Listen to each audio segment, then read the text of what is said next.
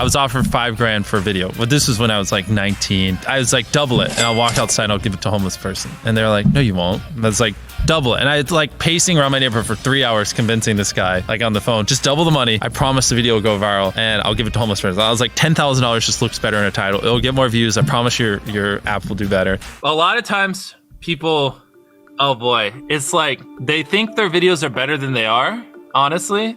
And tell them, Jimmy, tell them. I mean, they do that, and they have horrible friend groups because you really are like the type of YouTubers you hang around. It's getting people with the right YouTuber friend group that aren't pussies and will actually tell them when their content's bad and like actually roast it and help them get better in a nice, positive way. Basically what I did was I've somehow found these other like 4 lunatics. 3 of us were college dropouts, 1 was a high school dropout, and 1, I don't know, he just like quit his job. We were all super small YouTubers, and we basically talked every day for 1,000 days in a row and did nothing but just like hyper study like what makes a good video, what makes a good thumbnail, what's good pacing, like how to go viral. We would just get on Skype every morning, and like some days like I'd get on Skype at 7 a.m. and I'd be in the call until like 10 p.m. and then I'd go to bed, I'd wake up and I'd do it again. We'd do things like take 1,000 thumbnails and see if like there's a correlation to the brightness of the thumbnail to how many views it got. Imagine a world where it's just you working solo and you work 12 hours a day every day for like a year. And you're just grinding, you make a mistake, you learn from it, you grind, you make a mistake, you learn from it, and you do that for like a year.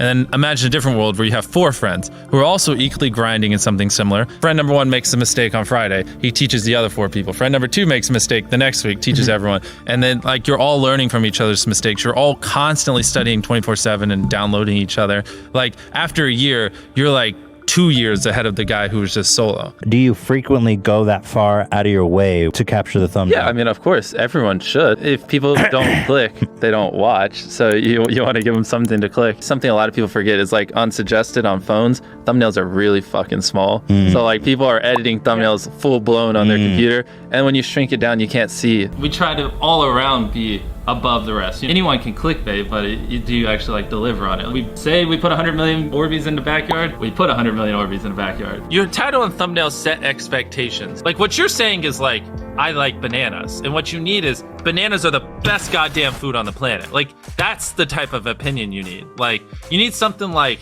how to get 100 million views on YouTube, or not even that, that's not strong enough. You need something that makes people go, what the fuck? What the fuck did he say in that video? What the fuck? I need to know. At the very beginning of the video, to minimize drop off, you want to assure them that those expectations are being met. If you're putting 1 million Orbeez in a pool, don't start the video with you shopping for, you know, your mom's birthday present. At the beginning of the video, just say, this is 100 million Orbeez. We're gonna fill this pool and this entire backyard with them. Match the expectations, and then you want to exceed them. So you want to assure people that what they clicked on is what they're getting, and then blow their mind and be like, but you're also getting even more. Anytime you say the word algorithm, just replace it with audience. The algorithm didn't like that video? No, the audience didn't like that video. If I wasn't retaining a viewer, just wouldn't make sense for you to promote it. Why would you promote a 10-minute video that people watch on average a minute and a half? I mean, every video, even the stupid ones, I learned something, you know, and that's something I try to make a very big point of, is like, no matter how bad we mess up, like we sometimes have videos that have horrible retention. It's just like, as long as you learn from it, it's not the end of the world. Every YouTuber says it. It's like, no one will ever be able to replicate my style. I gotta edit it. But newsflash, someone can. It's actually not as difficult as you think. It was good that I got a really strong foundation on how YouTube works and how the style of videos I wanted and everything before I scaled up the team, if that makes any sense. I just want to make sure that's clear, because I've seen people try to build the team without foundation and knowing how to do well. I know that if we film this video, it will do well, just because I've spent a decade of my life hyper obsessing over YouTube and I have a good pulse on it. But if you didn't have that, then you wouldn't know. Like, you wouldn't be able to spend $4 million on a Squid Game, because you might lose $2 million and then you can't pay your people. But of course, yeah, if I didn't have these people, I couldn't do half the stuff I do. For the last like 8 or 9 years, like every dollar I've made, I just spent it the next month on content. And I just did that every single month, and it just kept getting bigger and bigger, and here we are. Since I was 13, there probably hasn't been a single hour that's gone by that I've been awake where I haven't thought about YouTube. Like, I'm just focused on making the best videos possible, period. I don't care about making money. I don't care about time. I don't care about anything. I just want to make the best videos on the planet. Literally all the algorithm does is reflect what the people want to a T. And if you deny that, you just make terrible videos and are trying to find a scapegoat. We do our videos in other languages as well. If you Google it, it's like only whatever, less than 10% of the world speaks English. So 90% of the world can't even enjoy your content. And when I realized that, I was like, wait a minute.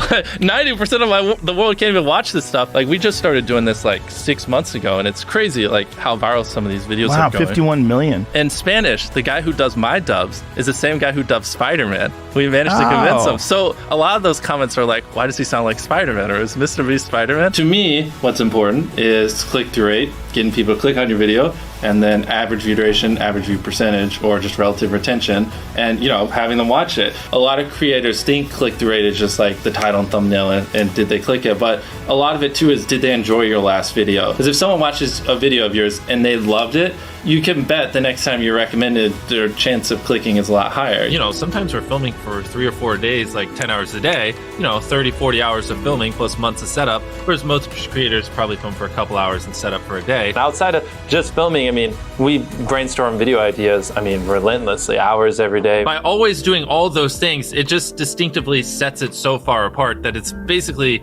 in my head, it's like, why would you not watch it? Viewers aren't stupid. They can tell when you know, half ASS, I don't know if I'm allowed to curse, a video, or if you like really put in effort. And like, if they can tell you're putting in a lot of effort, they're gonna be more likely to click on future videos. And that snowballs. And because once you build that trust, they get to a point where it doesn't matter what you upload. They just know it's high effort and they just know it's great. And they're just conditioned just to watch because you have a good track record. And so with filming, it's just like trying to make sure we're doing everything we can, no matter how expensive it is, no matter how much time it takes, to make the best video possible. A lot of people, if they gave away 100 grand, they would make a huge deal about it. But we're, you know, sometimes we're just like, yeah, here's 100 grand. Like, thanks for watching, bye. Doing it that way makes it more fun and just more interesting. So I like to keep a little bit of it mysterious because I think that's what people enjoy. A lot of people aren't willing to put in 10 hours days because they don't like what they're doing. So it's finding what they enjoy, because it is like a long grind. Like, you're doing the for years, not months. So if you don't enjoy it, then you're gonna burn out. I just had the blessing of finding what I loved at a young age. So like, because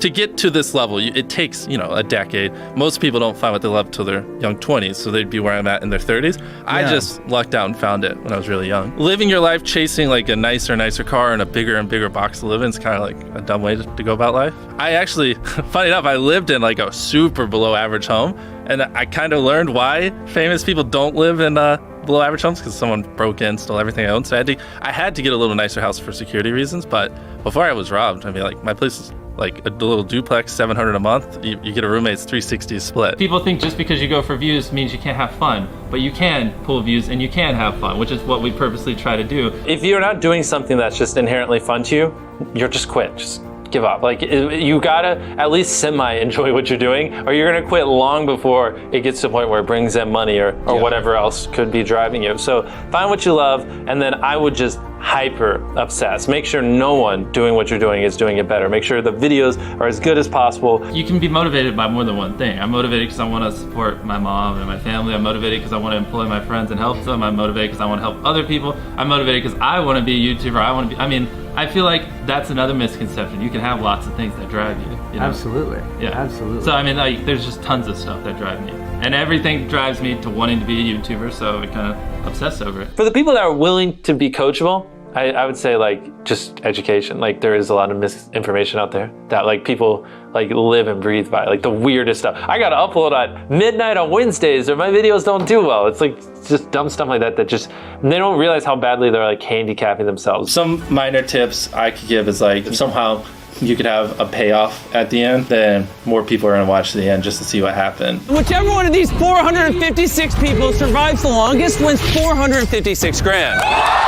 Cut out all dull moments, try not to over-explain things. If a camera just sits on me and I'm just talking for 20 seconds, it doesn't hold retention as well as, you know, maybe me talking and other footage popping up. It's much easier to get 5 million views on one video than 50,000 views on 100 videos. It takes way less effort to get 5 million views on one video. Back then, which I think small YouTubers should do, is I would reply to every single comment. And so I think a few people caught on that I would always reply. And so some people would just be like, I wonder how long it'll take for him to reply. So that was a lot of my comments when I was smaller, but at least it kept him coming back. In your analytics, and most of you probably know this, audience retention. You can see where people click off.